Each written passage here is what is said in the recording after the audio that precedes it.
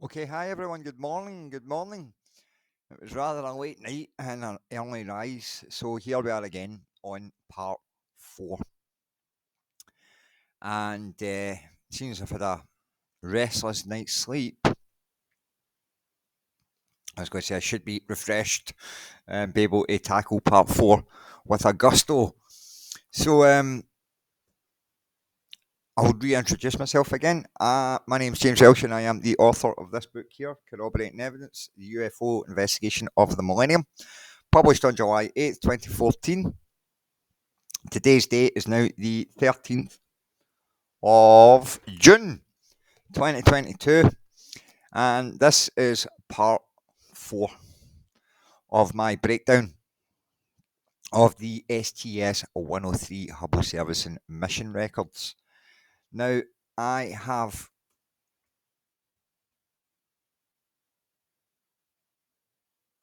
made a point of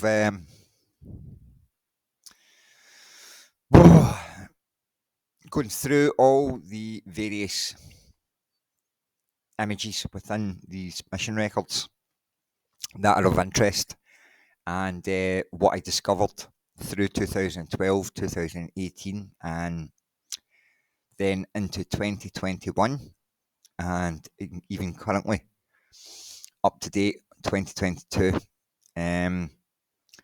So on the 10th of June, exactly a year from the day when I first discovered or first identified the shadow of Canadarm on NASA frame STS103-734-73, it was, God knows, quarter to 12 or something at night, when I finally realised what was going on with this area above my box. So, last summer, I had NASA frame 58, 55, and then 59 all professionally cleaned up. And we're going in here now to these files. Now, this is what happens when this area is cleaned up. So you can see it here, and this is it clean now. So I will reduce this in size. Oh, and that's good there. Now I will bring this page in.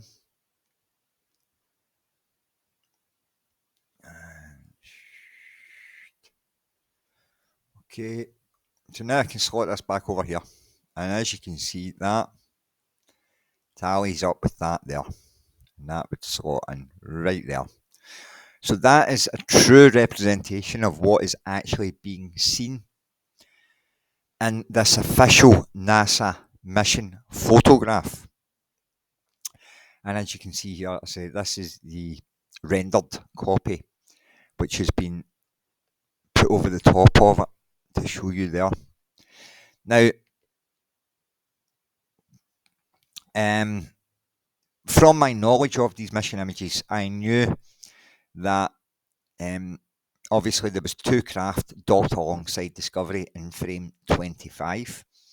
The same two craft, there is evidence supporting the fact that they are both still there in NASA frame 57. I'll cut back to that just now. Let you see that again. Oh. In NASA frame 57, we have evidence of a structured object sitting here behind the Hubble telescope with a window area here with an internal support bar. Around that window area, they are marked in yellowish with a nice blue carpet, or whatever it is they have as a floor. It's a blue colour. But as I say, you can see the curvature of that window area continuing through the meshing of the solar panel, and you can also see evidence of that up here. Evidence of something being docked alongside Discovery up here. So there is all sorts of detail here just behind the solar array. And then down here we have further evidence of a solid structured physical craft. And then down the bottom of the image we have the long row of structured windows. And then when we come right over to the other side, we have Arthur in the second craft. So there's evidence of two solid structured alien spacecraft docked beside Discovery in NASA frame STS103-734-57. So this craft down here with the entity on the left hand side, I believe in frame 58, has now pulled away from Discovery and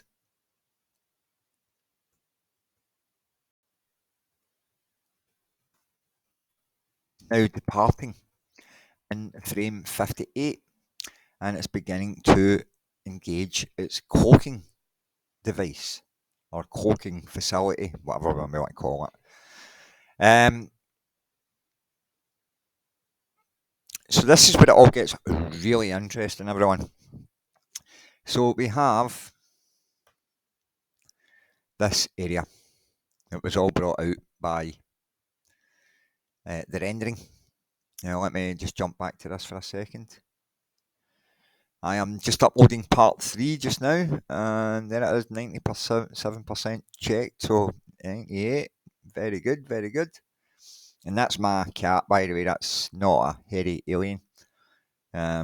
Just to let you, just to make you all be aware of that. But as you can see, he's got massive big owl eyes, my wee cat. And me and him used to have staring contests where I'd be like, you know, an inch away face to face, and the two of us would just stare intently at each other. And I would get the heebie-jeebies because it would remind me of what I believe to be a memory of one of these entities right in my face. And this is what I find amazing about the human condition. How, you know, it's like Dan and Brown, how you can turn the brain on and switch it off, just like we're biological computers after all. So I just find it really interesting how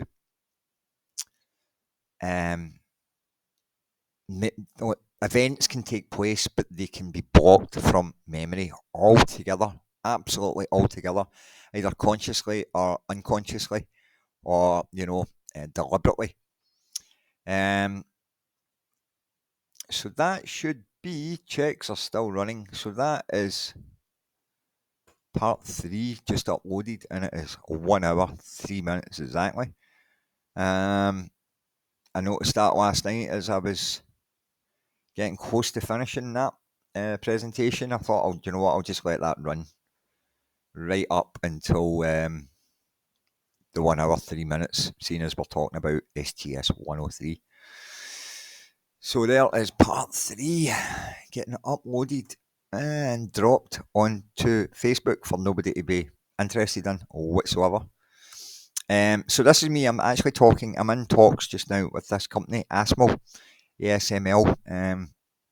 which is a European-based company that deal with lasers. So they make computer chips and stuff like this, and the use of lasers.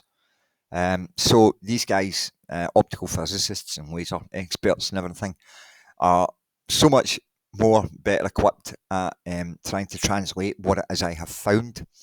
And I have just been given notification from them there that I have to get them an email sent off with a presentation of all this. So hopefully they will help. Hopefully they will be able to provide me with a more technical breakdown and analysis of what I have discovered than I will ever be able to describe, considering I am not a laser physicist or an optical physicist or anything like that. So I'm hoping that this laser company can assist in saying, well, this is what's going on, but hey, son, you've done a great job of figuring that out all by yourself, considering your lack of knowledge. That would be nice. We'll wait and see if they think I'm an absolute fruit bat soon enough. But the bottom line is that we're going to jump now to go back to frame 58, and we will get covering what is going on in that NASA mission frame. So hopefully that's part 3 there. Yep, that's part 3. So that's that all done, and that's up to date. And obviously, I'm recording part 4 currently. So my work here is almost done. Now, like I say, the craft which was seen in NASA frame 57 appears to be departing in frame 58. And I wasn't exactly sure of what I was looking at when this was given back to me, this rendered copy or this rendered portion of NASA frame 58. And I look at this and I can't help it. I'm a Star Wars fan, but I can't help but see similarities here with the Naboo starfighter, and it's all very spacey. But the main thing to take from this particular image from frame 58 is the two very bright long blue lines that come down into a flame. And eventually I came to realise, after a long time, after 6 months, I finally came to realise that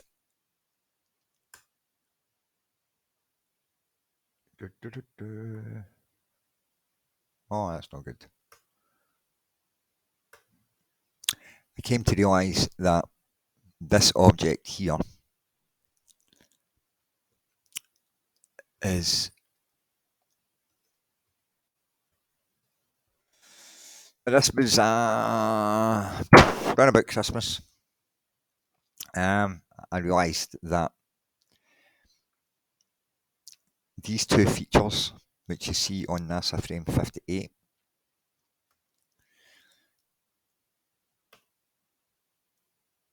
I'll bring this over, pull that out a little bit. So at one point, I've realised that these two blue laser lines have a width between them that corresponded with the trench on the craft in frame 73. So over the Christmas period, I took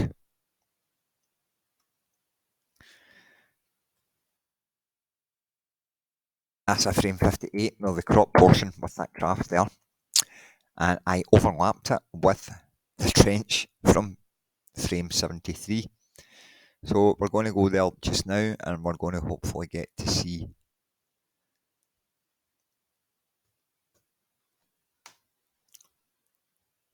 this in motion. So I could just present it to you and show you it, but I'd rather do it and show you online exactly what is going on. So whenever my computer decides to open up, we can carry on. So I'll shut some of these windows. Shut that one, that one, that one. Oh, I shouldn't have shut that one. Right, we'll forget about Fiverr.com just now and we'll just go to YouTube. And I can show you exactly what I'm doing here. So we're going to take the crop portion from frame 58 and we're going to overlap it with frame 73, and then we can get the orientation of the craft. This is exactly what I set out to do, was just to try and get I was trying to figure out the orientation of the craft in frame 58 here as it is seen, and I'm thinking, what way is it facing?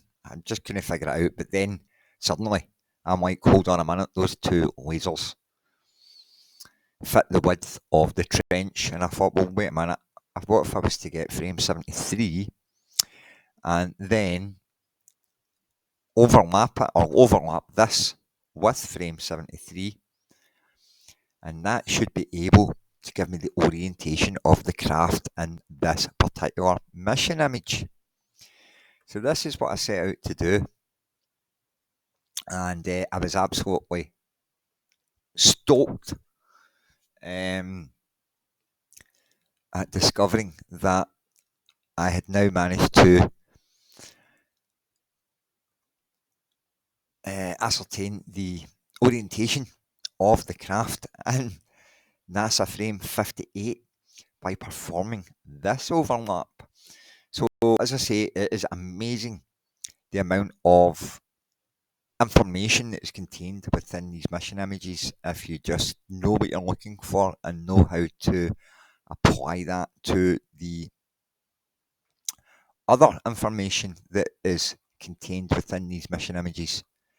So here is the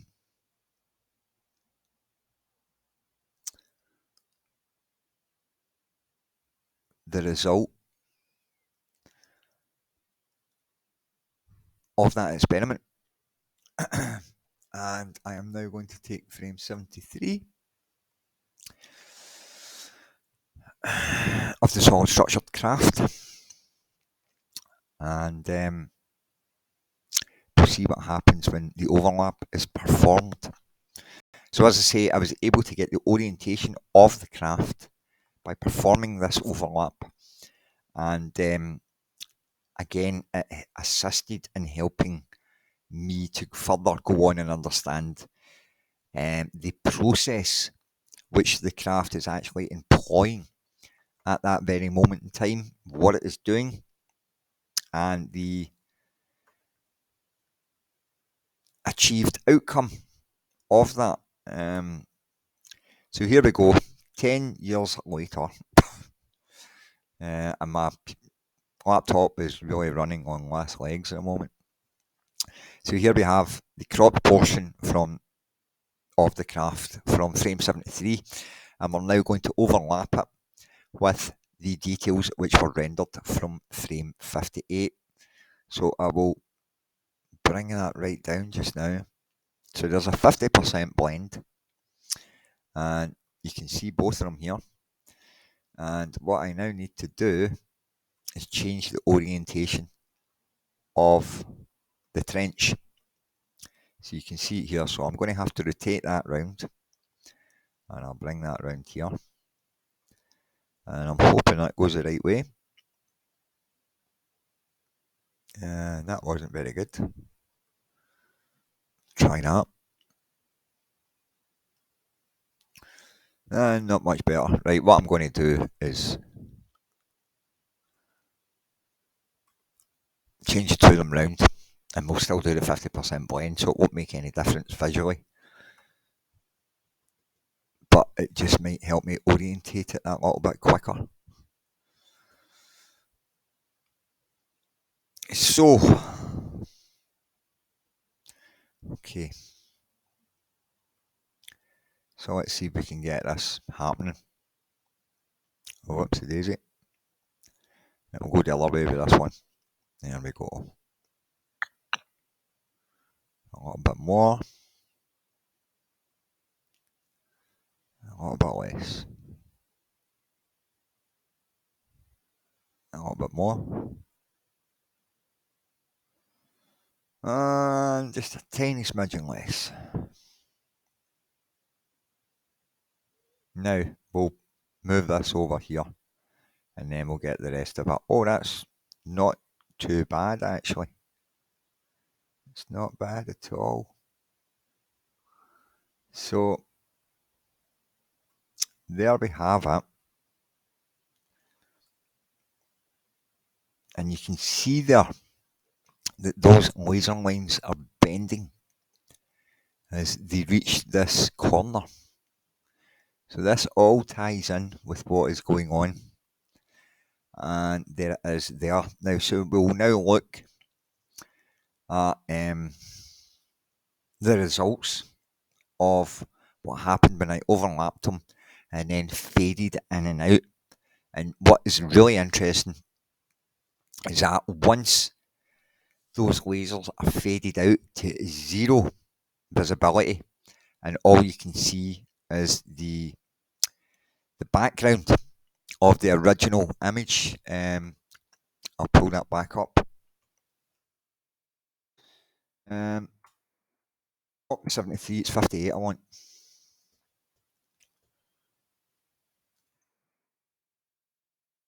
So here comes frame 58, and there is the object in the background. And this is what happens. Obviously, we have it here after it was rendered clean. And like I say, I can literally take that up like so and just pop that into its place. So here is the little presentation that I did with these two images, and I faded in and out. And as I say, when the lasers are completely faded out from all transparency, can't see them whatsoever, and all you see is the original image there. And so basically I bring it in and then I'll take it away again, I'll bring it in, I'll take it away. And from this simple little video where I was showing the difference between the two of these, you can actually see the areas, the remnants of these lasers, you can still see them after they have been faded out. So it just goes to show that after there's no visibility, there's still a trace of these lasers still seen on this video.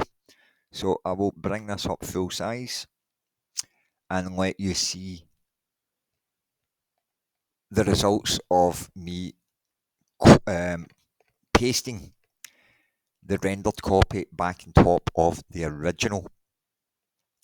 And I did this to the soundtrack from Team America with the song called Montage. So I've turned it down a little bit. You should still be able to hear it. And hopefully you should still be able to hear me more to the point. So here we go. And this is a little montage. It's not really a montage, it's more of an overlap. So here we go. Some 80s rock.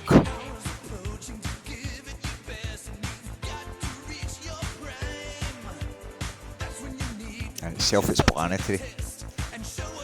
Don't need to say a word.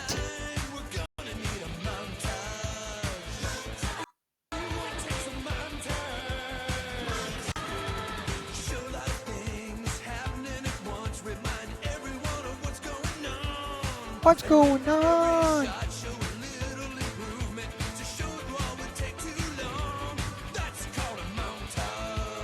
Montage! Montage!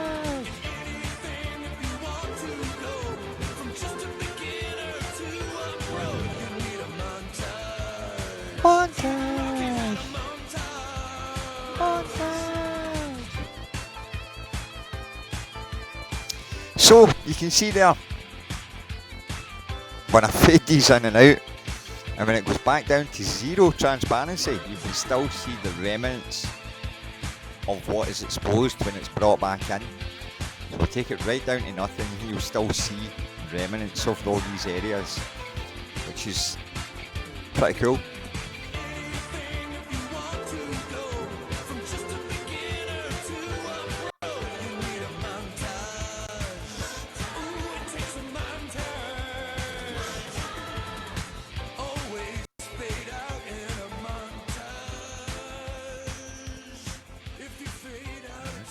That more time is passing by. Montage. So there we go, and there's a 50% blend of the two of them. So from that little video, began to realise exactly what is going on. I'll just turn that right back down. We'll just play it again. So what I have realised is that this area here is obviously the exact same structured craft which was seen in NASA frame 73 with the trenches. And there's that trench, and we've seen it now in operation. So we now know what the design function of these trenches is for, and it's a laser guidance system. And this was something that I had sort of coined onto some time back. When I realised that there had to be a design application for these, otherwise they simply would not be there. So I knew that they served a critical purpose, but I had no idea what it was. It wasn't until later on in time that I started to formulate this whole theory about why this craft was designed the way it was, what all these little ridges were, just off to the left-hand side where it comes up in a stepped function. It comes up in layers. So this is all to allow that laser light to lip up and travel along that surface and get to the next bit, travel along, and then it gets to the next bit, and up and over and over. And the lasers coat the entire hull of the craft. And this is why you have all this paneling, all these lines that run right across the entire hull of the craft. It's allowed to allow all these tiny little lasers, as they travel up the trenches, they then trickle into all these little grooves, and they coat the entire ship, and they consistently fire around the hull. I don't know the rate of pulsing. I do know that a laser pulse is the fastest man-made movement on the planet. I've no idea if it could be like, an incredible amount of pulses per second. So that's an incredible amount of lasers that are firing out per second. And they're traveling at, I can't remember, an incredible rate. So when you think about, over the space of 1 second, it could be like 3,000 laser pulses. So you have 3,000 individual laser beams that have been pulsed in 1 second. And then you've got literally 3,000 carbon copies of your own craft being generated, or an image of your own craft being generated 3,000 times per second, for talking sake. And then you consider that over a 60-second period, it's just an incredible amount of revolutions going around this craft, where it's generating an image of itself. And as I say, it's evident there in frame 58 that this is a process which is going on. And these lasers are consistently travelling around the hull of the craft, and it is consistently spinning an image of itself incredibly quickly. And obviously, it hit me just a couple of nights ago, June the 10th. So I realised that this was what was going on with this particular craft, with this process, that these lasers are spinning its own image again and again and again at an incredible rate of speed. And this was assisted by understanding what this partial double image was. So this and frame 74, it quickly became apparent to me. Let's say quickly, it's taken me 10 years. But again, you see a partial double image here, and it's moved. So it's not staying in the exact same location. And I've realised that what is going on here is projecting these lasers and this image of the craft is now forming and rotating around it. So the thing is able to cancel itself out in a little bubble of itself, where it's just moving that fast that the light it's not there. And this was a big realization on June the 10th, and I woke up that day and I'm like, I am now no longer a student of ufology. I am a grandmaster. After learning the operation which is going on with NASA Frame 58 and the lasers consistently moving around the ship. So, what I have realised from this and the other mission images and all that I've learned from all the individual snippets of information is that if we look to the rim of the spotlight and then above the two little recessed holes that contain the beams of light, there's a little raised area. Now I call it a glare shield, and it's raised up. It's like, you know, the wee flap you would get in a car, a glare shield, and that is exactly why that area there is raised up. It's to prevent glare from these spotlights of these additional lighting areas around the perimeter of the spotlight. So on the back of that little raised area, which I called a glare shield, you can see the two little pins popping up. And these two pins are the projection units which are firing the lasers up these trenches. So I have come to understand that the lasers are being projected from here, and then they are firing up these trenches. And then as they fire up the trenches, they trickle along, and as they travel right along the hull, they then trickle into all these little tributaries, which are all these etchings or grooves in the panelling all the way around the hull of the craft. And this allows the light to traverse the entire hull of the craft. And once it completes a circuit, it then rotates and comes back round again.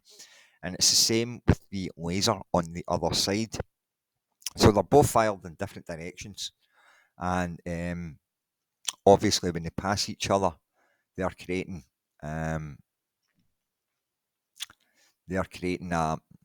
thermal energy as well as an electromagnetic charge. So these things are spinning an incredible rate of speed, and as I say, it could be 3,000 pulses per second. So we are constantly getting two opposing lasers which are consistently passing one another, or two continuously opposing electromagnetic currents that are consistently travelling around the hull of this craft, which means that there is a constant what's the word for it I'm looking for? It is blended in such a way that it is a consistent field which is made around the entire hull of the craft, because by the time that this does its rotation and that the effects as it runs around the craft, so as it sort of gets to the back and it's fading off and the field is disappearing, it comes back round again and it tops it up. And obviously the whole entire craft is then enveloped or caught inside this field, which is stable the entire time. So as I say, as this travels round and the electrical field, the effects are dying off, it's come back around again and it will top back up the charge. So this is going on around the hull the entire time, that this field remains absolutely 100% stable. And now I want to take you to something else, and I want to show you something I found interesting, which was provided to me by Kenneth Dudley, who is a bit like myself and a bit of a hardcore ufologist.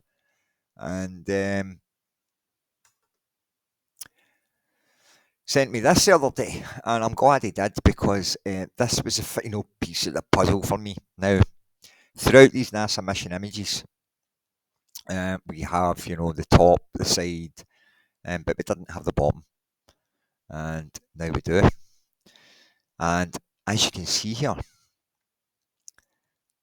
we have this going on right in the centre of the triangle. I say right in the centre, but it's not directly in the centre, but it's the centre of gravity for the craft, as far as I'm concerned. Now, what you see here with these lasers at the beginning, I'll go back, and we see it's pulsing almost. Now you can see it looks as if it's revolving, and it is revolving. But the thing about it is it appears to flash and dim and flash and dim.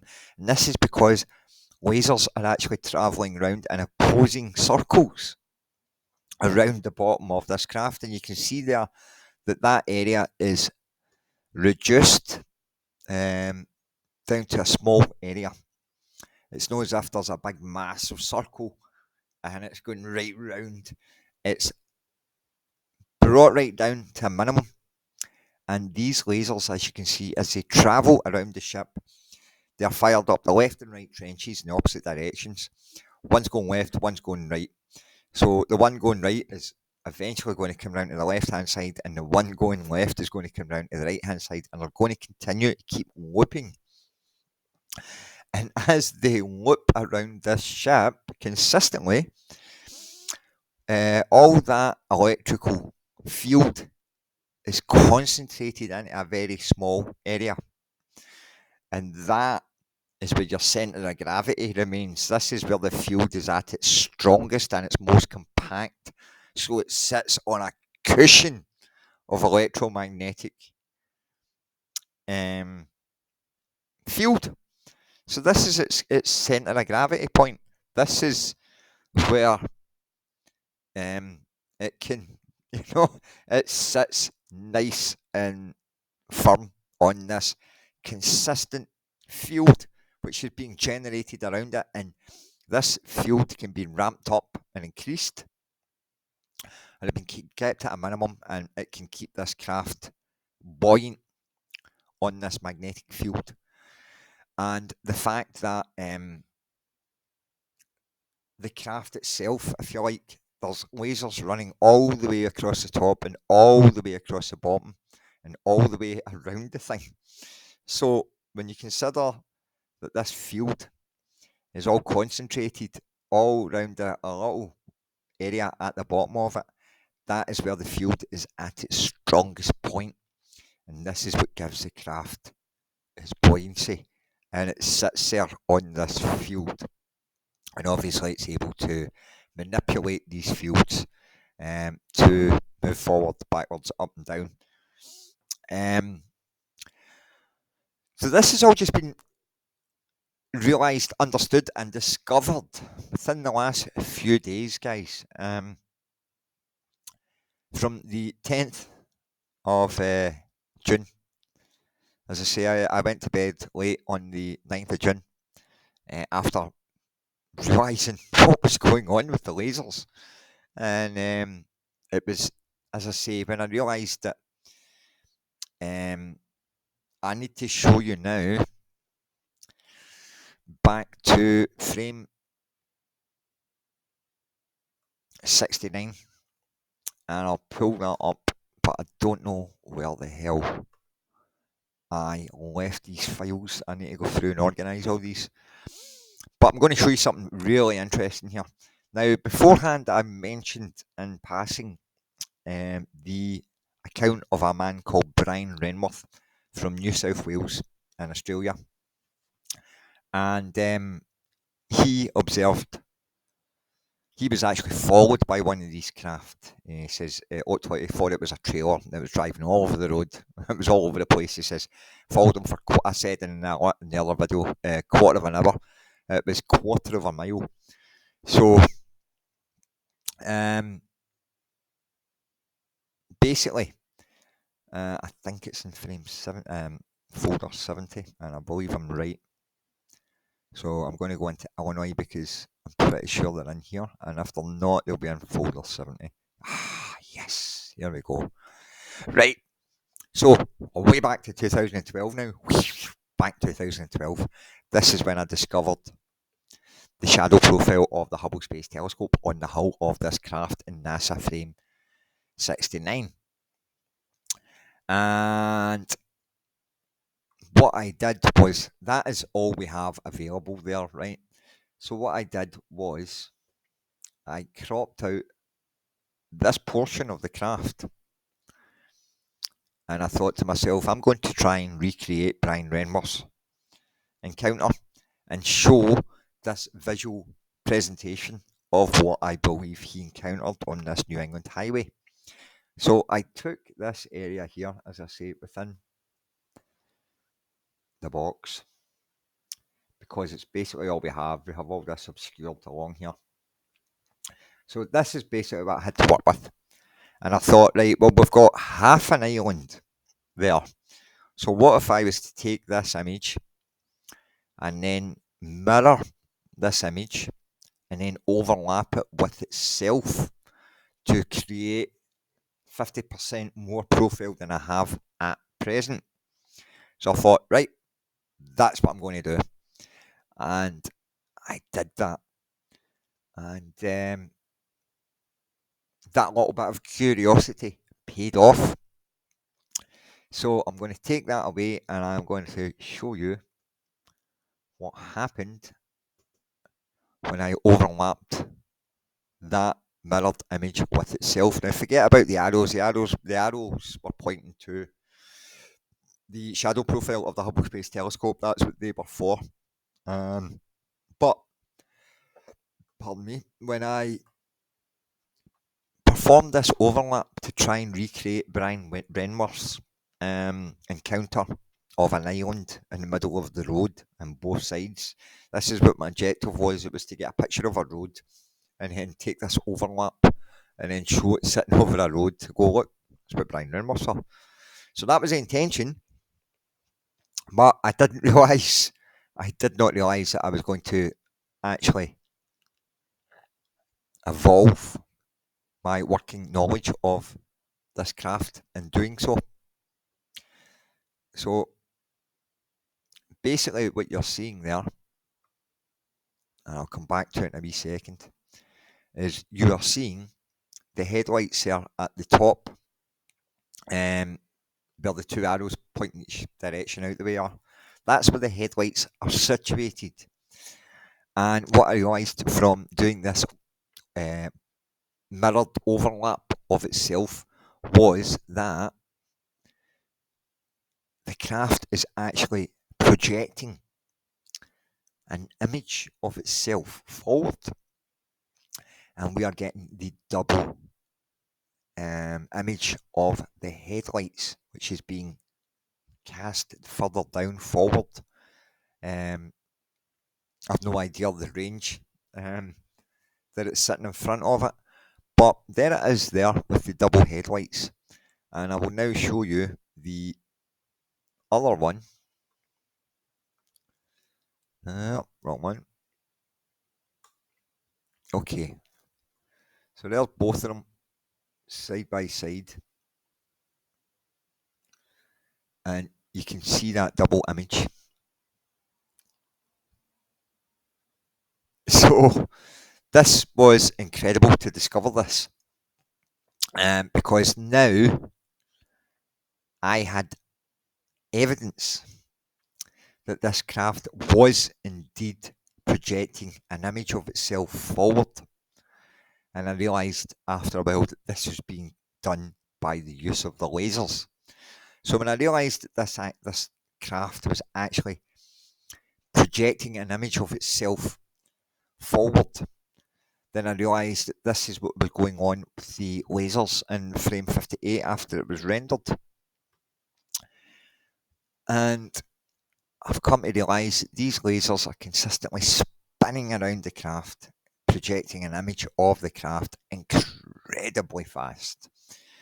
And from watching a programme about relativity, and it said, oh, if you see a car driving along at 60 miles an hour, you'll see it travelling at 60 miles an hour.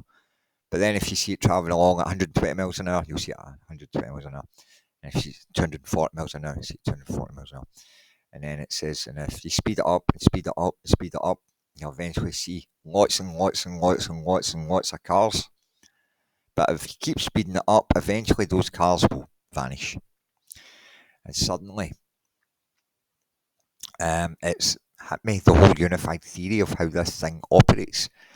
And I realised that it is projecting these lasers that fire up the trenches and pulse the lasers. And it is projecting an image of itself which rotate around the craft at incredible speed. And then it is therefore able to optically, visually cancel itself out and remains cloaked. So there was that aspect of it. And this is all from obviously getting frame 58 rendered, and a lot of time and brain power spent on trying to figure out what is going on in these mission images. So I came to realise that not only do these lasers fire in opposite directions and create the electrical field around this craft, but these lasers also allow this craft the ability to cloak its presence. And then stage 3, I can't remember the name of the gas, but the gas that is built up from these lasers is then burnt off as a plasma. And there's evidence of plasma bubbles on NASA frame STS103-734-76. And I have evidence of plasma based craft throughout these mission images. Now, December the 3rd in Shanghai. I'm still want to go back again. On December the 3rd in Shanghai, a UFO was seen with a plasma trail hanging behind it. I'm trying to find that just now. I don't know what I've done with it. I don't seem to see it. Just check in here.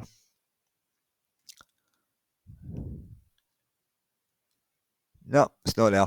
Okay, we'll need to find it later. But we've got Shanghai, December the 3rd, plasma trail coming from an object that looks like this.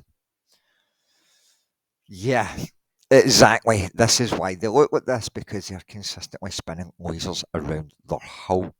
And this is how they can grow brighter. This is them building up a plasma charge to propel themselves forward, backwards, up, down. And they are sitting on a steady magnetic field which is concentrated at the bottom of the craft. So that is how I basically went on to determine that this craft was generating its own electrical field, is able to cloak itself and use the gas as a means of propulsion. So it all hit me very, very late on the 9th of June 2022. And again, as I say, I woke up on June the 10th and realised that basically I was now no longer a student of ufology. I was a grand master as far as I was concerned, because now I had figured out how they create their own electrical fields, how they cloak, and how they propel themselves, all based on this laser propulsion, laser pulsed laser detonation onto the hull of the craft. So basically, I've said before, it's like an arcade machine, insert coin to continue. And it's basically getting, you know, a million times more output than you're starting with, because all you're starting with is a very low wattage laser that has been fired and then put through a prism and multiplied, and it does a circuit, and then it multiplies again, and then it does another circuit, multiplies again, multiplies again, multiplies again, and this is happening at an incredible rate of speed. So the power output goes from nothing to, exponential in absolutely no time whatsoever. So forget about 0 to 60 in 0.3 seconds and all this carry on. This thing can do 0 to 6,000 in 0.3. So in all seriousness, I have back engineered the technology on this alien craft to a point where I now understand the processes involved. I know what the functions on the craft are, the purpose they serve, and the function they serve, and the overall operational capabilities of this craft from just reviewing these mission images and applying what knowledge I have on events over the course of the millennium that I have learned over the last 20 years. So I have established how this craft is able to cloak, create its magnetic field, and propel itself. So this guy up here, my name's Luis Elizondo, and we're trying to find out with our lawmakers and the executive branch. This is exactly what we're trying to find out, what these things are, right, Luis? Well, and it is my belief that you are full of shit, and that you are a counterintelligence agent put into the UFO community to talk drivel. We don't know what it is. And the thing is, the thing that really drives me crazy is the fact that Lewis says he worked for the Pentagon between the years of 2008 and 2017, spearheading this ATIP program. But the big problem that I have with Lewis's story is the fact that he says, "Yeah, I worked at the Pentagon between 2007 and 2018, trying to find out the origin of UAPs," and it's like 2007. Was that not like full sort of 8 years after STS103 took place? And given what we have learned about the mission images and the level of interaction and the cool, calm, collected manner in which the STS-103 crew were acting, despite all this alien activity, showed that it was not NASA's first encounter with aliens in December 1999, and showed that there was definitely a well-established basis of trust between these alien entities and NASA personnel. So when I've came to realise that obviously this was a well-established relationship, this wasn't their first encounter, that's what's made me go back now and look at STS61. And I showed last night in another part of this presentation that I had discovered evidence of a similar scenario taking place during STS61 when Hubble was being redeployed back in 1993. And I will try and pull these images up. Yeah, so here we have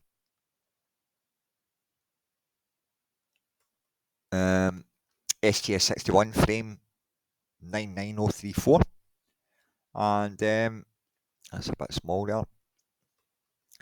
But there is the shadow profile of the HST solar array being cast once again onto a solid structured physical object in orbit docked beside the Endeavour. I think this was in 1993. Yeah, Endeavour. So there's evidence of this co-op between NASA and aliens now going back to 1993. Now, given that, I should show you something else, guys. I don't know if I have showed you this. Let's just jump to this right now while I can. I believe I have covered it last night, but I just want to make sure to cover this right now, because this is really important. So here we have STS125, which took place in 2009. And we're going to look at the mission images. And we won't have to go far in this Google image search result. We just need to go to here. And boom. So let's have a look at this image. And what do we see here in this 2009 image? Nothing at the moment. Give it a moment. Give it a moment.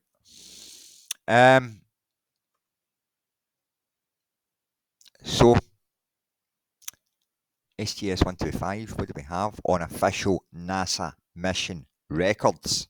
Once again, these narcissists don't have any problem or hesitation putting this stuff out in full view of the public, thinking that we are all too dumb and all too thick to figure it out. But here we have a massive cube docked alongside the orbiter in STS125. And this is obviously related to what I discovered on STS103 by hard work, thought, and a bit of the luck of the Irish, to be honest with you. So I'll put a lot of my success down to the luck of the Irish. But here we have STS103, December 1999. And what do we have in orbit with Hubble and Discovery? But the Mama Cube. So there we go, 1999. And whoop. 1999 and 2009. So is that a coincidence? As I say, and we now have evidence of alien activity on NASA mission STS-61. So it's all getting a bit convoluted now. It's all starting to come together. The fact that there was alien activity taking place during STS-103, and I went back and found further evidence of it on STS-61. And here is a Mama Cube again on STS-103-74-55 after I had it professionally cleaned up. So there we have Mama Cube, Mama Cube, and Mama Cube in 1, 2, 3 separate photos over 2 different missions, 10 years apart.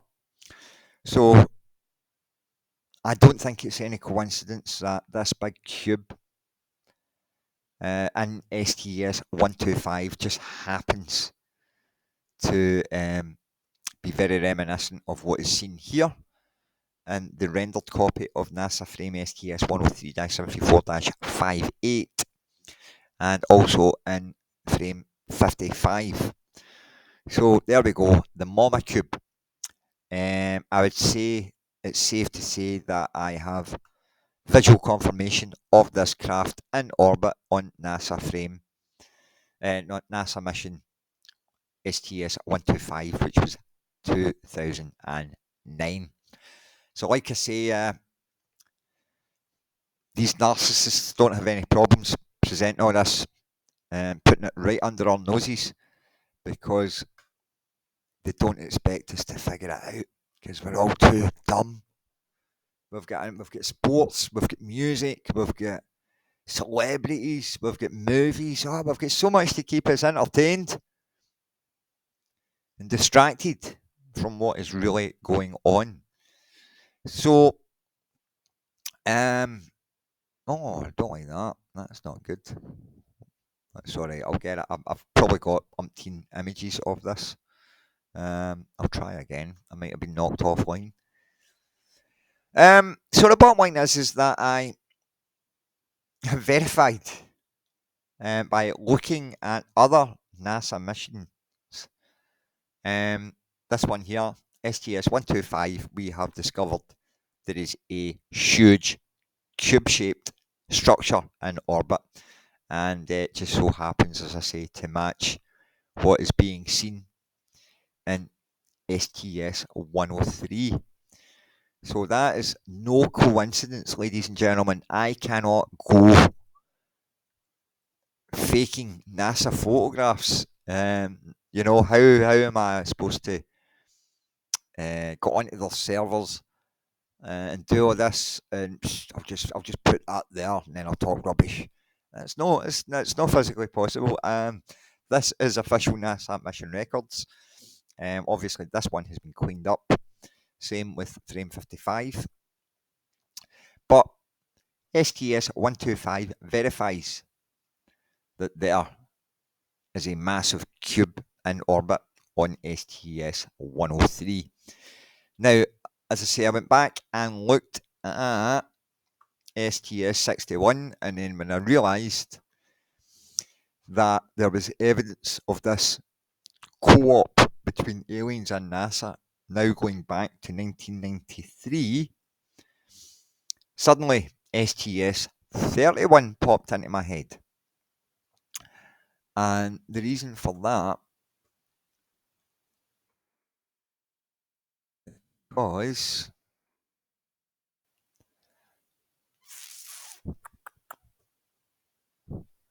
boom, go to frame 51. Spotlight. And we know that that big spotlight is coming from the spotlight hub seen at the front of the craft in frame 73. And we also know by going back to going forward to NASA frame 59 that the blue white oval craft in the background is a solid structured physical craft that has the same headlights as the craft seen in NASA frame 73, and we know for a fact that the lasers are seen there travelling along the right hand side trench as they move around the craft. So that there is the spotlight which you're looking at. That oval white light is the spotlight of the craft, which is also seen here in frame 51. So let us jump now to the very interesting part of all of this. And way back in 2012, I noticed the similarity of what was being seen with these NASA mission frames, with the spotlight in operation, with what was going on 9 years prior. And hopefully I will find that. And if it's not in here, I know what it is. It's in here. It's my sort of miscellaneous junk folder. But it's no junk, it's full of good stuff. Full of good stuff like that. The alien Easter bunny, which I was thinking about getting tattooed. But instead of eggs, it would all be copies of my book. So I figured that would be quite cool. Now, we're looking for... Yeah! Okay, yeah, baby, yeah, Austin Powers, not right up. So, here we have, oh, it's a terrible copy. We need a montage, that song's stuck in my head now. My fault, my bad. Now, here is KSC 90PC 1027H, whatever that is. God knows. But this is the classic photo, which was taken by, I think it was the IMAX cameras during the deployment of the Hubble Space Telescope in 1990. And as far back as 1990, I'd be lying there. As far back as 2012, I seen this, and I could not help but notice the similarity of what was being seen with NASA frames STS103-734- was it 49, 50, 51, 52, and 53. And I've lost it now. So where am I going? I'm going back down to here. There we go. And I'll pull that image up, hopefully. Yeah. What I'll do is I'll reduce that in size. Bring it over, and I'll reduce this one as well. So, going back to 2012, whoops, daisy. Going back to 2012, I noticed the striking similarity to what was being seen on the 1990 deployment photograph of the Hubble Space Telescope. With, that's what I'm doing wrong. I should be going to here. Bada boom, bada bing. So I'll bring this up now.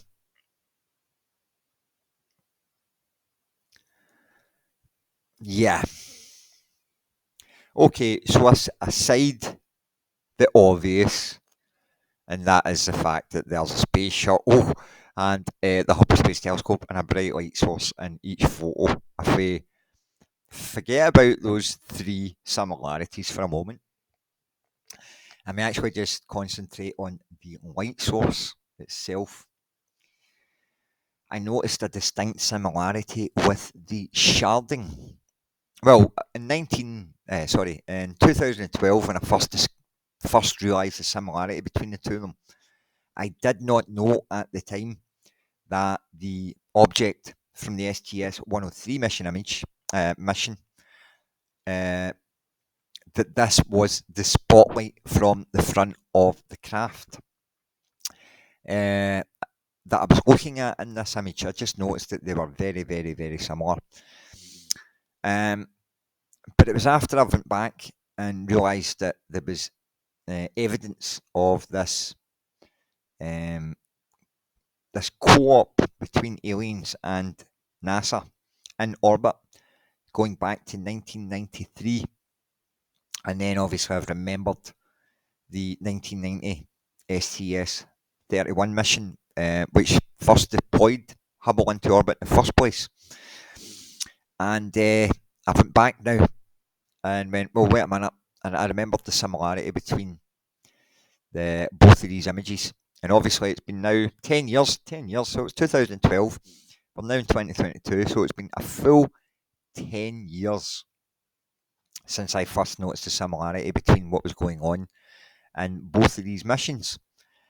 And then I performed an overlap of the 1990 mission with the 1993 Hubble image with this spotlight on it, because I noticed that the sharding of both of these lights and the gaps between the sharding were identical, or, so super close that it warranted further investigation.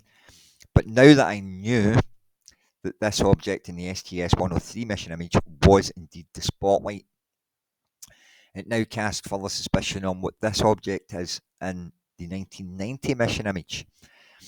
Now, I don't know if I mentioned it earlier on, but that there on STS103, I went through the sunrise and sunset calculations and determined that this was not the sun. This thing just appears, suddenly starts shining its light for 2-3 minutes, switches off, and then we jump forward to the next mission images. So it was signalling discovery as it appears here, and you can see the photographer has his attention solely focused on this and nothing else. So, there's just absolutely zero chance that this went unnoticed, because the photographer is trained directly on it for that 3 minutes while it's shining on them. So as I say, I look at the brightness of that. Now, I determined that it wasn't the sun, going by the sunrise and sunset calculations, and also the fact that the depth of field and everything tells you that this thing is extremely close to the Hubble Space Telescope. So if it was the sun, I wouldn't be sitting here doing this presentation, because I would be carbon. The whole planet would just be one big crusty bit of carbon. Just now, it would just be toast. It would be blackened. All life on Earth, and the Earth would be scorched, because the sun does not rotate around the Earth 323 miles up in orbit. So this was not the sun, and then I've realised, obviously, that this was extremely similar. And now that I knew better with what was being seen in the STS103 mission images, and taking my investigation as far as I had, and understanding that there was evidence of not just alien activity in orbit in 1999, but also in 2009, and then going back to 1993 with STS61, then actually now going back to 1990 with regards to STS31 and deployment of the Hubble Space Telescope on April 25th, 1990. It would appear that aliens were in orbit awaiting the orbiter to come up and launch the satellite into space. So I performed an overlap of one of these mission images. I think it was frame 51 that I actually used, and I performed the overlap with the 1990 IMAX photo from STS31. Sorry, I've got that down there as 61. I will need to change that. It's STS31. I've made a boo-boo with that title. So this is obviously the IMAX image of Hubble from 1990. And I will need to remember to change that title. I don't want to be accused of putting out disinformation. So here is the overlap. And you can see here the sharding of this light, and the gaps between the light are identical. And if this was the sun that was responsible for this in STS31, it's pretty impossible, considering the sun is a giant ball of gas, that it could recreate the exact same lighting patterns 9 years later. There would be a differential between them. Now, as you can see there, as I bring them in and out, the tops, the 10, 12, 1 o'clock positions, the 5, 6, 7 o'clock positions, the 9 o'clock position, the 3 o'clock position, all of this corresponds perfectly with what is being seen between these two missions 9 years apart. 9 years apart, 1990, 1999. And then obviously we have the 2009 STS125 mission with the MoMA cube present. So we now have evidence of alien activity. Oh, I should point out as well, between both the STS-103 mission image and the STS-31 image, you can see the blue light through the solar panel in the STS-31 mission. And then when we take that out and we go back to the STS-103 image, you have the blue area in the exact same place. So the fact that that corresponds between these two missions, as well as the spotlight corresponding with what is seen in STS-103, it just kind of sets everything in stone. So, like I say, I started out researching STS-103 because it happened in December 1999, the same time that I had all these encounters and experiences, and all this activity was going on. And that research has now bled into reviewing the other NASA mission images before and after STS-103 took place. And obviously, I have found the evidence of the Mama Cube, as I call it, on STS-125, which was 10 years after STS-103. And then we go back to 1993, 6 years prior to STS-103, and we have the same shadow profile of the meshing of the solar array being cast onto a solid object in STS-61. And then we go all the way back to STS-31 and Hubble's deployment on April 25th, 1990.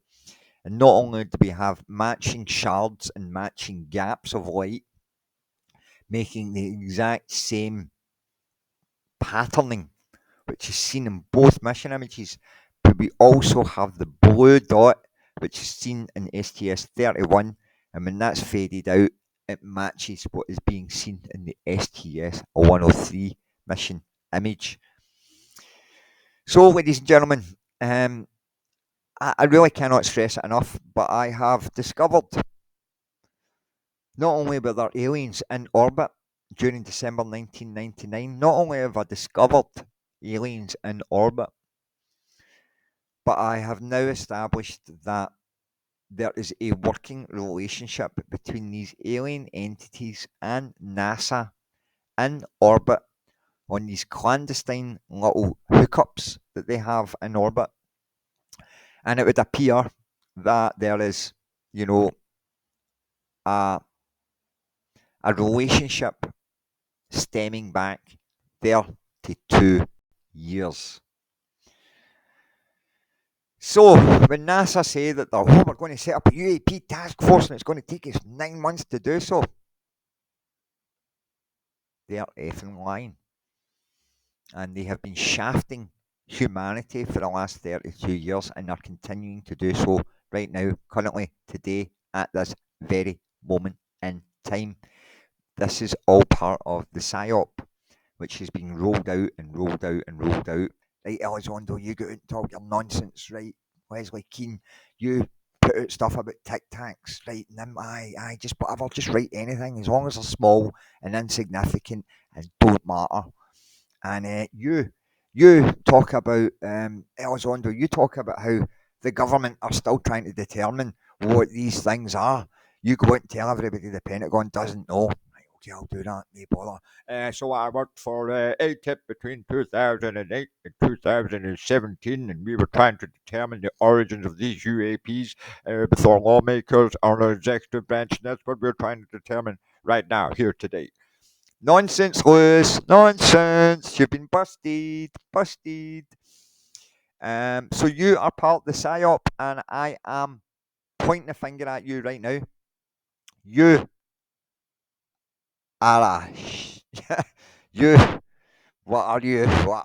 You are bad. You're a bad man. Chris Mellon, bad man. Yeah, lots of bad people out there just now within the UFO community, talking absolute drivel. And then we have big conference organisers. Oh, the Awakening Conference. Oh, let's get you a headline, Lewis. Yeah, let's get you're really popular right now with all the bullshit that you're telling everyone. Let's get you in so as we can get our paying audience to be ripped off by the bullshit that you're going to tell at our conference.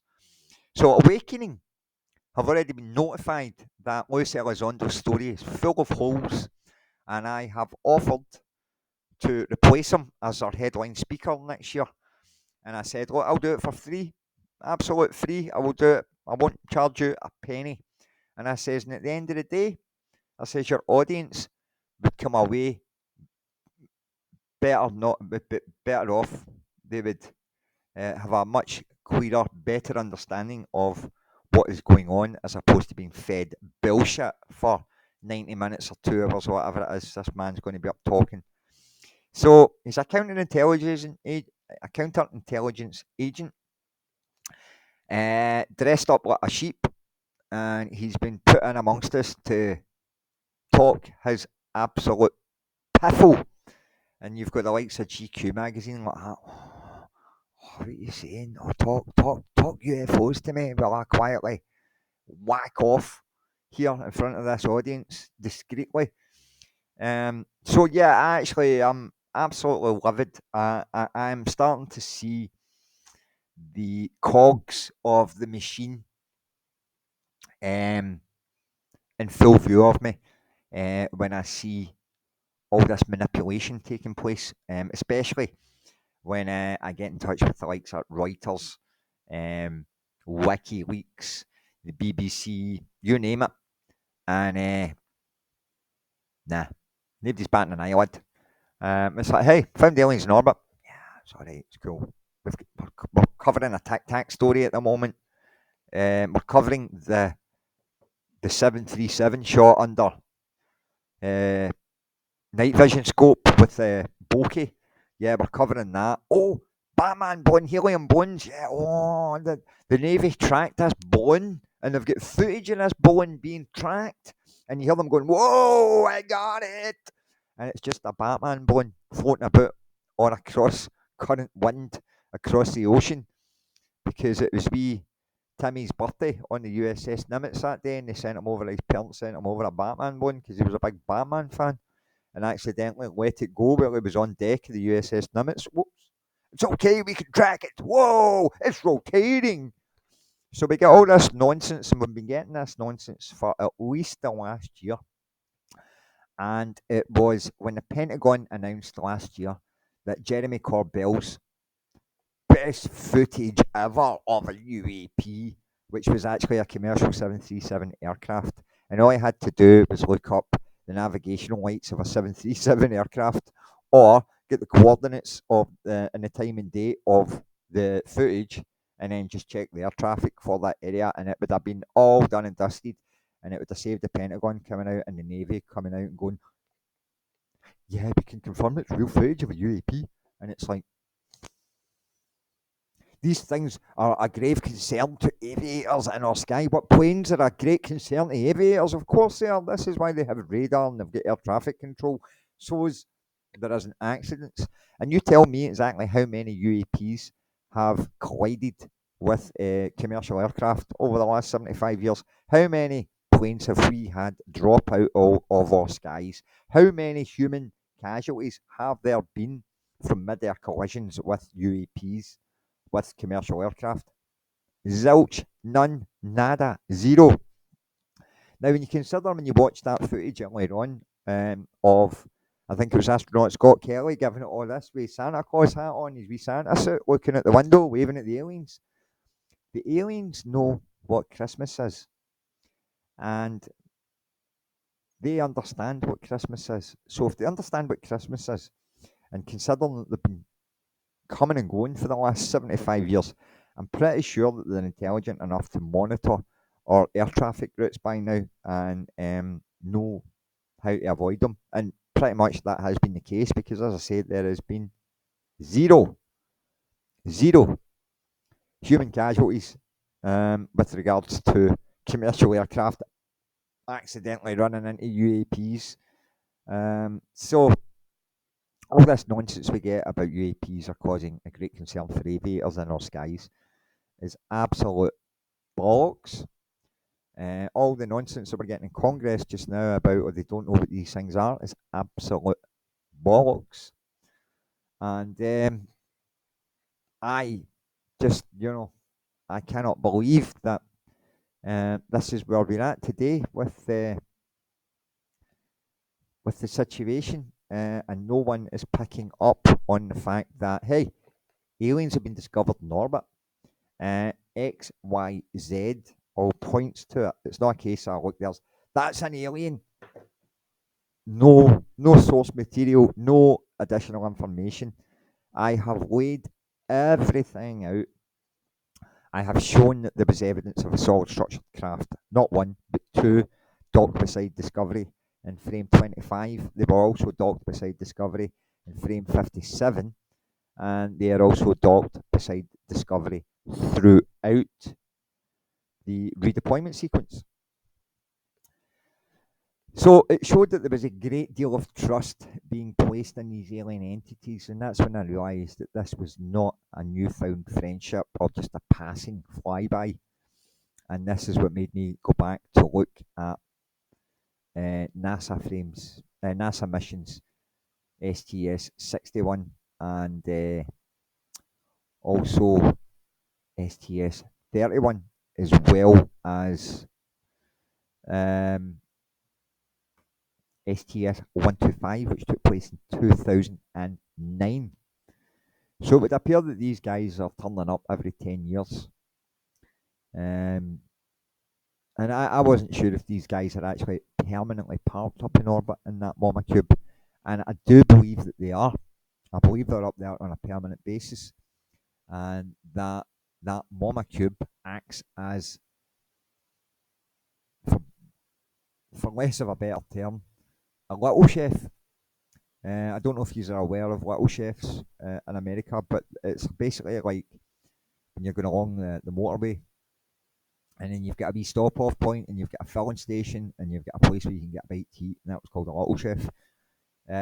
So that's what I believe that the Mama Cube up in orbit is. It's a stop-off point. It's a fueling station. It's a garage. It's a refueling point. It's a place to go and chill out for a wee bit, and it's up there. And as I say, there's evidence of it on STS103, and there's evidence of it on STS125, without me even having to touch or edit any of the images from mission 125. I didn't even have to edit that in any way, shape or form. It was right there for me. Now, I'm just looking for, there it is there, to change the title on that. So I want to change that title to 31 because I made a boo-boo. And I noticed I've made a couple of boo-boos when I've been talking with regards to frame numbers. In one of the videos there, I got up this morning and I heard myself saying that within the yellow image or whatever, and I was actually talking about the red one, and vice versa. So I've got a couple of wee daft things wrong, but it's nothing major. It was just Freudian slip, just like this was with regards to this mission image. So it's STS-31, not 61, and I've now rectified that. So like I say, I found aliens in orbit, ladies and gentlemen, last summer, 2 weeks before the UAP report was published and made available to everyone. And I knew it was a whitewash after going on to discover Adam on NASA frames STS-103, 74-58 and 59. And let me just come out of here. Now I'm going to go and get a few things done. And I will come back and see you guys in just a little while. I've got a few wee things I need to take care of this morning, before the rest of the day slips away from me. But I'm just going to leave you with these before I go. And there is the first rendering I had done of NASA frame STS103-734-58. There he is, prior to being cleaned up, as he appears on the NASA server. And there he is after getting cleaned up a second time to check the results of the first rendering. So I can't be more clear on that. And I honestly thought that by getting it rendered twice independently, I was covering all my bases by saying, well, every good scientist repeats the experiment under different circumstances to see if they can get the same results. And I did. And there they are. Well, I was about to say there they both are. I think I just closed that. Don't know if he's away. Yep, there he is. So this is Adam. And this is my intergalactic abductor. And him and his pals came down and I think took me on December the 11th, 1999 at 4:45 a.m. But they somehow or other maybe gave me advanced knowledge of that the week beforehand, either during the actual event itself, or in the dream that I had directly after my first two sightings. So somehow or other, I was subconsciously aware that there would be something that would take place at 4:45 a.m. on December the 11th, and I knew that 4:45 was important by that point. And then something did indeed happen, and then we ended up with anywhere up to 1 hour 40 minutes missing time on that night, and we put it down to excitement because of the display and light show that these things put on for us that night. We thought we'd just get carried away with the time, but it would appear that that was not the case. Now, on December the 11th, 1999, funny enough, while we were standing watching these, I turned to my friend Christine and said to her, I wonder if there are people on the other side of the world that are watching what we are right now, somewhere else. And as it turned out, there was an event that was being recorded, and it's mentioned in the New Fork UFO reports for December 1999. So when I went through all these reports, and then years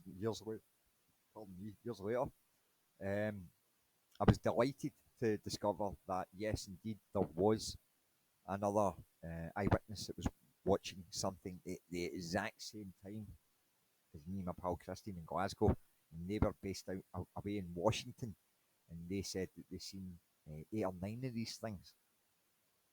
So I was delighted to obviously say, well, somebody was actually seeing something at the exact same time as we were, and this is something I said to her while we were actually watching that observation. But another really interesting aspect of that particular observation is that I also turned to her at one point and said, what fascinates me the most is that whatever is controlling that thing quite possibly has its own home, family, social structure, religion, society, job, science, and it went on, and I'm like, and this is me watching a light in the sky shooting about with a light trail behind it, moving about, and I'm getting all profound and giving it, yeah, social structure, religion, family, beliefs, spirituality, so on and so on and so on, and all of this, and my mind's went blank. Yeah, but there was so much popping through my head during the time of that observation, and I just found that absolutely incredible that all this was going through my head at the time. So there we have Adam as he appears and his true representation after being cleaned up. And again, guys, I take you back to the drawings that I was doing 10 years before these NASA mission images were first uploaded to a public server. I was drawing these little aliens for fun. And there they are. So I know people might want to laugh at this, but I was drawing these, obviously it was light relief as far as I was concerned. But then again, as I say, when I went on to have NASA Frame 58 professionally cleaned up, it became pretty apparent that I'd been drawing these guys accurately, down to a T, for years and years prior to these images being uploaded to a public NASA server. So as far as I was concerned, these little doodles were all evidence of abduction and evidence that I had knowledge of what these things looked like. So obviously you add two and two together, it kind of makes sense, and it totally explained why I had been so obsessed with all this for the last two decades, basically. Wanting to get to the bottom of it, why I had such a drive behind me. And I honestly, Scouts Honour, I used to be a Cub Scout, and I used to be a Scout and all that, so dub and all that. But Scouts Honour, Scouts pledge to you guys for what it's worth. I mean, it's not as if I can sign an affidavit and hand it all at ease just now. Say, this is the truth. Strike me down by penalty of death if it's wrong, you know. But all I can say to you is Scouts Honour. I firmly believe that these alien entities were really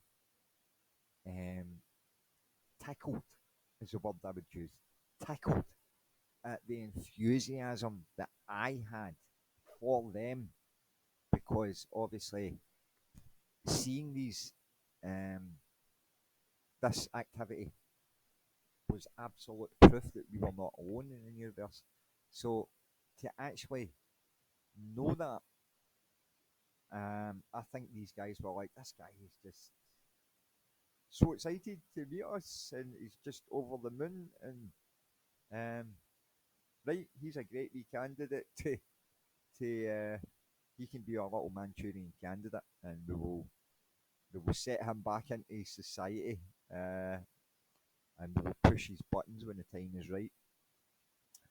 And yeah, so for the last 2 decades, I have been walking about with information stuck up here that I had no knowledge of whatsoever, and it all started to come to light last summer when I had Adam cleaned up and realised that I'd been drawing these guys for 20 years prior to getting Adam cleaned, and 10 years before the STS103 mission images were first uploaded to a public NASA server. So when you hear NASA coming out going, we don't know what it is, and they don't know what it is, and we sure hope it's not an adversarial nation with that kind of technology, but it's something. And now they're saying that they're setting up a task force, which is hilarious, right? But it's not. It's they're now just going to be going like that, right? Use your tax dollars, because we need funding to set this up. We need to set up this 9-month study. It's going to take us 9 months. It's taking me less than 5 hours to put this out and go, look, Pogue Mahone, Bill Nelson, Pogue Mahone, Luis Elizondo, Pogue Mahone cover up. So this is why I'm sitting here, looking a complete state. I've been trying to get shaved now for days, and I've just not found 2 minutes to shave, because I'm sitting here and like hammering and keys, writing articles, updating. I've uploaded somewhere in the region of something like 65 videos in the space of 4 weeks. If you look through my channel, you see uploaded. I have been going into overdrive these past few weeks with regards to trying to get this information out, and the run up to the 75th anniversary of the cover up, which is now fully exposed. Aliens exist. I have discovered them in orbit. They are right here. NASA are talking absolute drivel, And where's the world's press? Where is the world's media? If they're that interesting, it's like, oh, we're having these public hearings on UAPs. Well, UAP stands for Universally Accepted PIFO, and it's got nothing to do with AIVs, which is Alien Interplanetary Vehicles. So, ladies and gentlemen, I can't make it more clearer. I have found aliens in orbit, and the knowledge that I have learned from reviewing the STS103 mission images showed that there was an established relationship between these entities and NASA personnel in 1999, which suggested that this co-op between them both stretched further back. Considering that they seemed to be obsessed with Hubble, considering this was STS103 and I'd found them in STS125, it made perfect sense to go back to STS61 and look for telltale signs of the same scenario that took place on STS103 during the redeployment, and I found exactly that when I discovered the shadow profile of the meshing of the solar array in STS61 during the redeployment sequence, which shows beyond doubt that whatever was in orbit during December 1999 was also in orbit during STS61. And I have also shown that, given that I had established that it went right back to 1993, then I remembered STS31 and the classic IMAX image with the bright light source in the background, and I then compared that with the spotlight from STS103 on the craft, and ran a comparison, ran an overlap, and it matches what was seen on the 1990 April 25th photo. So that was me. I'd established that there was a working relationship now going back as far as 1990, which is 32 years ago. So when I woke up the other day on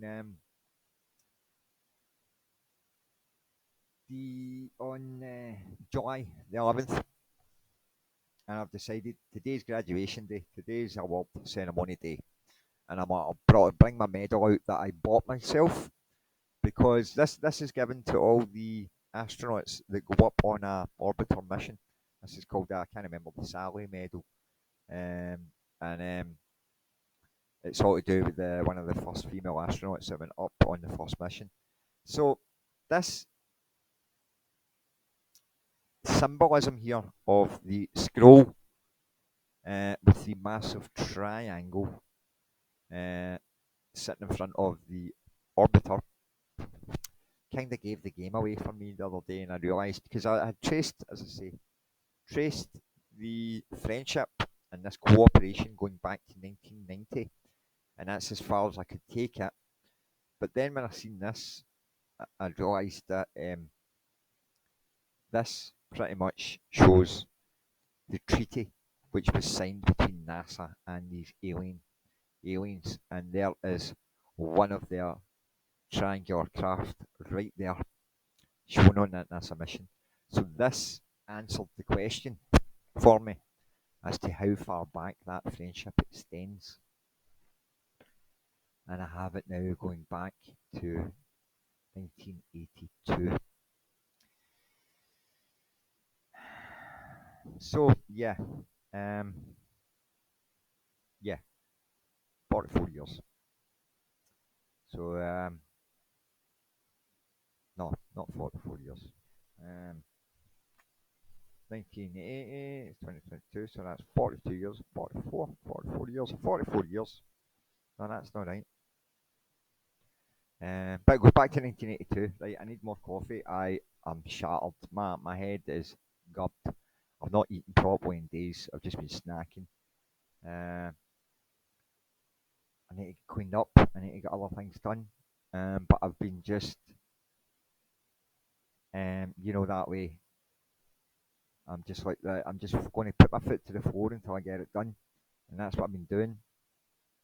So, yeah, 40, yeah, 44 years. I'm right.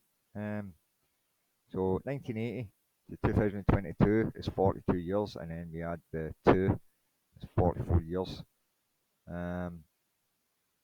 Yeah, 44 years. So that's a long time. It's not quite the 75 years of the cover-up, but at least we know now that NASA have been in bed with these aliens while shafting the human race the entire time and coming out with, we don't know what it is. We don't know what it is. Oh, I sure hope it's not an adversary of a nation that has that technology. Oh. And then you've got Los Elizondo. We're trying to figure out what these things are. This is blah blah blah right now. No. So I have been getting on the case of Leslie Keane, I'm afraid. Sorry, Leslie, I apologise. You're probably a really nice woman, but I can't help but think you're batting for the other team. I really think that you are batting for the other team, sweetheart, because of your lack of engagement. The fact that you blindly believe the word of a former Pentagon official rather than someone that's had these experiences and has evidence showing that Luis Elizondo is talking complete and utter rubbish. Because how is it physically possible that the Pentagon were still trying to determine the origin of UAPs between the years of 2007 and 2017 when this happened in 1999 and there's evidence of a co-op with this alien civilization and NASA stretching all the way back now to 1990 that I have established, underlined, established. I have just got major suspicions with regards to this and the symbolism on this mission, which has been handed out to all astronauts since the inception of the shuttle program. And I just find it really convenient that there just happens to be a big, massive triangle and a scroll on this medal. So, ladies and gentlemen, I'm going to conclude things just now, and then in 20 minutes or so, once I eat, maybe get back and record the final part of all of this presentation to show you all.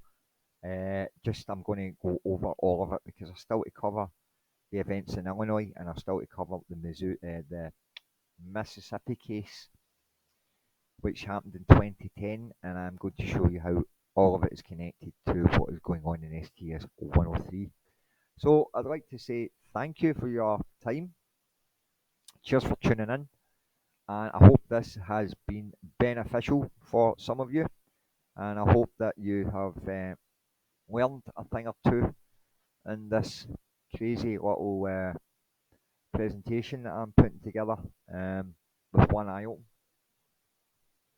I try to work out dates and times with literally no brain power because I'm not eating properly.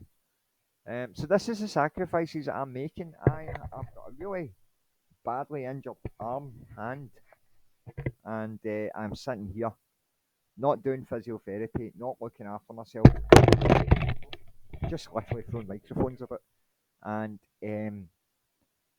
dedicating every spare second that I have to trying to put this information out to say, stop. Lucy Alexander's talking shite. Bill Nelson's talking shite. NASA are talking shite. Will you all just please stop and listen to what I have to say? I've spent 22 years doing this. I think I have a handle on what I'm talking about. And I hope I've been able to convey that over the course of these little videos. So, ladies and gentlemen, these are all being lied to. The entire human race is currently being lied to, deceived, and led up the garden path by these psychopaths that do not have. It's okay. That do not have humanity's best interest at heart. These people are only furthering their own agenda, and we have no idea where they are leading us.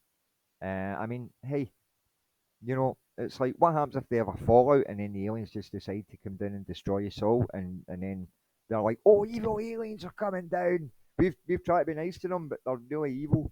And it's like, no, it's because you try to fuck over the aliens probably, and they're too wide for it. So the aliens have no ill intention towards Earth. I'll tell you that right now. They have no ill intention towards humanity whatsoever. From what I have learned as an experiencer, and some of the information that I believe I was channeled last year, is that Earth is like an apple on an apple tree in a vineyard of apple trees. So we're nothing special, and that's all there is to it. We are nothing special. We are just like, one of many peas in a pod, shall we say? Um, so I cannot stress it enough. Well, I think I can stress it enough by saying, look, I need to get my hair cut, I need to get a shave, I need to get my eyebrows trimmed. Look at this, I'm looking terrible. And all I can do is just obsessively try and get all this information out to the public, because um, I've got a hard time of it. There's me against mainstream media that are just, I don't know how many news channels there are out there where they're all putting out this piffle. Oh, and we have more UAP footage to show you. Here's a tin can being thrown through the air by Jeremy Corbell, who's videoing it and uploading it to YouTube right now.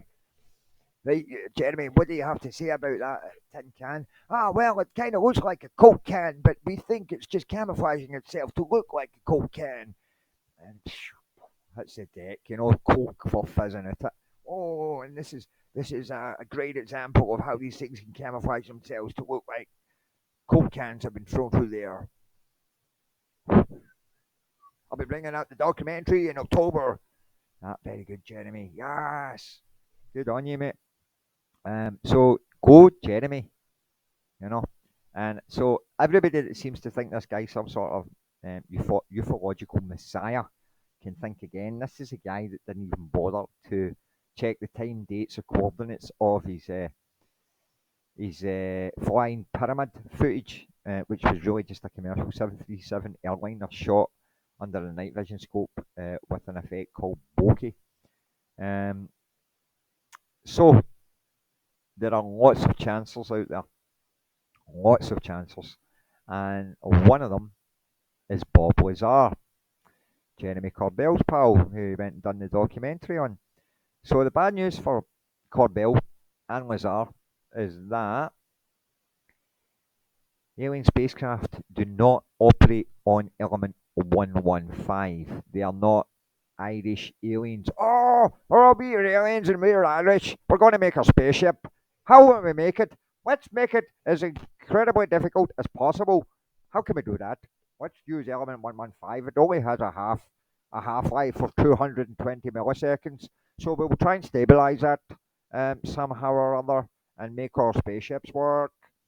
No, sorry, that was terrible Irish accent there. But the aliens are not making themselves make life difficult for themselves by using element 115 to power their spaceships, right? Because as I say, it's a half-life of 220 milliseconds. It is impossible to stabilize or collect it, right? It's nonsense, and I think I have satisfactorily demonstrated that they are not using element 115. They are using a very low wattage laser, which is being replicated and replicated and replicated and replicated and multiplied. And this very low wattage laser soon becomes a very, very high powered output of electrical energy, which creates this field around the craft. Also helps it to cloak, and also is used as a propellant. So bad news for Corbell, bad news for Lazar, bad news for Lucy Elizondo, and bad news for Seth Shostak, Jill Tarter, and Bill Nelson. Lucy Elizondo, they are all bad news for every item. So, hey! So, once again, all these people will be believed over me. And that is a downright tragedy of it all. But my research is watertight and it will stand the test of time. So, when people say that they don't know what UAPs are, like see your Bill Nelsons of the world and your Jill Tartars. Oh, when we do find aliens, this is Jill Tartar, right? Secretary. Oh, when we do find aliens, it will be like holding a mirror up to the sky and see ourselves looking back. Jill Tartar, have you ever thought for a second that these aliens might look in on us and go, this species can't even trust itself with information?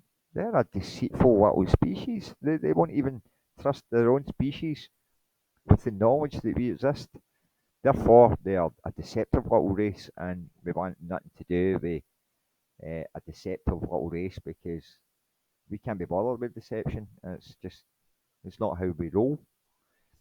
So as I say, I have no idea what path these psychopaths are leading us along, and it is extremely worrying. But I think I've demonstrated beyond any doubt that there is a relationship with NASA and aliens going right back to 1990 that I have traced so far, and the orbiter mission medals give tantalising clues that this co-op between both of them goes right back to the inception of the shuttle program. So guys, I am literally up to my maximum capacity of recording time. I can't believe I've sat here for the last 2 hours and babbled. So I'm afraid I will be having to cut it off here, and I promise, in the next part we will get right into the ins and outs of all of it with Illinois and the Missouri case, the Mississippi case, and I will do a recap of all of it in the next couple of minutes, in the next I need to eat. In the next video, I will do a recap on the STS103 mission, how it ties in with Illinois, and how the Illinois case and the STS103 case helped me to go on to solve the 2010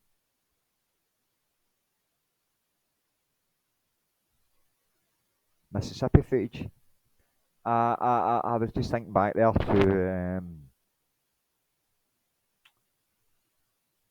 STS125, which was 2009, just in relation to, I need to check the time differences, see how far apart the Missouri event was in relation to STS125. So that'll be interesting because obviously when these guys turn up, they don't just turn up, come down to one location, buzz about, and then bugger off back to wherever it is they go. They're here for quite a while, and who knows? For all I know, that cube up in orbit could be a massive hotel, and Earth could just be one big massive tourist trap for these visiting aliens. Hence the need for observational craft to come down, like the one seen on STS 103-74-58, the same type that was seen by Melvin Lowe in Illinois on the 5th of January 2000. So, ladies and gentlemen, thanks for tuning in once again. As I say, I do not claim to know all. But I do know that NASA have been working with these guys since 1990. I know that for an absolute fact. And if you've been paying attention throughout these video presentations, you will understand that it's pretty solid foundation which I am basing this claim upon. So I'm going to thank you all once again for your interest in my work, and I promise I will have everything uploaded in part 5, where I will cover everything as rigorously and as quickly as possible and show you all that you are all currently being deceived by everyone. Lucy Elizondo, Jill Tarter, Seth Choshak, Bill Nelson, they all lie. And thanks for tuning in, and I'll see you guys in the next one. Cheers.